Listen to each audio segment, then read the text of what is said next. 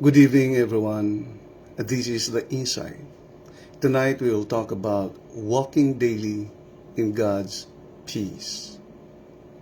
Maraming tao ang naghahanap ng kapayapaan sa pera, sa relasyon, o sa kontrol ng sitwasyon. Dito nila hinahanap ang kapayapaan.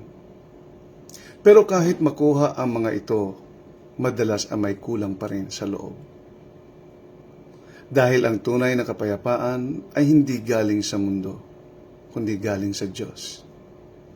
Sabi ni Jesus sa John chapter 14 verse 27, ang kapayapaan ay na iniiwan ko sa inyo ay hindi tulad ng kapayapaan na ibinibigay ng sanlibutan.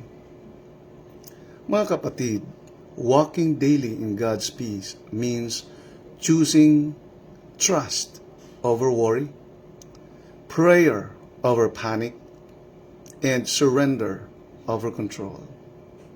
Hindi ibig sabihin ito na wala ng problema, kundi may kapayapaan ka kahit may bagyo. Kung gusto mong maranasan ang kapayapaan araw-araw, lakaran mo ang buhay.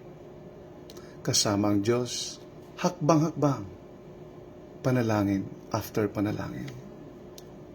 Let's pray. Lord, ituro mo po sa amin ang mamuhay sa iyong kapayapaan araw-araw. Punuin mo ang aming isip at puso ng kapayapaan na lampas sa aming pangunawa. Sa gitna ng kaguluhan ng mundo, ikaw ang aming pahinga sa pangalan ni Jesus. Amen and amen. Again, this is The Insight. Welcome in the hanggang sa muli.